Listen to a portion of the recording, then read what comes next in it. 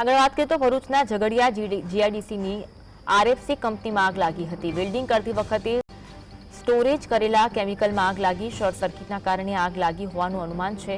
આરએફસી industry કંપનીમાં આગ ઉપર કાબુ મેળવવા સાધનોની અછત જોવા મળી।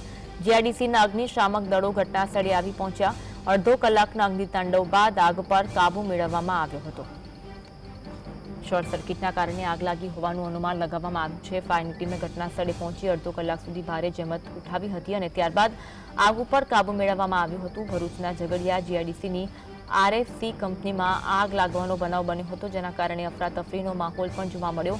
વેલ્ડિંગ કરતા સમયે કંપનીમાં સ્ટોરેજ કેમિકલમાં ભારે આગ લાગી હતી, જેના કારણે લોકોમાં ભયનો માહોલ પણ જોવા મળ્યો હતો। જોકે પ્રાથમિક અનુમાન લગાવવામાં આવ્યું હતું કે શોર્ટ સર્કિટના કારણે આગ લાગી। તુરંત આગ લાગતા ફાયર વિભાગને જાણ કરવામાં આવી હતી। અડધો કલાક જેટલી જહેમત ઉઠાવવામાં આવી, પાણીનો મારો ચલાવવામાં આવ્યો અને અંતે આગ ઉપર કાબુ મેળવવામાં આવ્યો હતો। ભરૂચમાં આગનો બનાવ બન્યો। ઝઘડિયા જીઆઈડીસી આરએફસી કંપનીમાં આગ લાગી। આ અંગે વધુ વાત કરીશું। સંવાદદાતા જપન ફોનલાઈન પર જોડાયા છે। જપન, આગનો બનાવ બન્યો છે ભરૂચમાં, વિગત જણાવશો। ઝઘડિયા જીઆઈડીસીની આરએસપી કંપનીમાં આગની ઘટના બની હતી।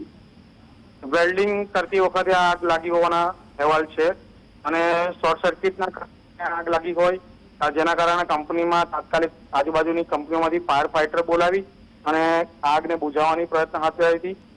કંપનીમાં શોર્ટ સર્કિટના કારણે આગને કાબુ મેળવવા માટે સાધનોની કંઈક ને કંઈક અછત હતી, એના કારણે બહારથી બોલાવવામાં આવ્યા હોવાના અહેવાલ સામે આવ્યા છે। જી, આભાર માહિતી આપવા માટે।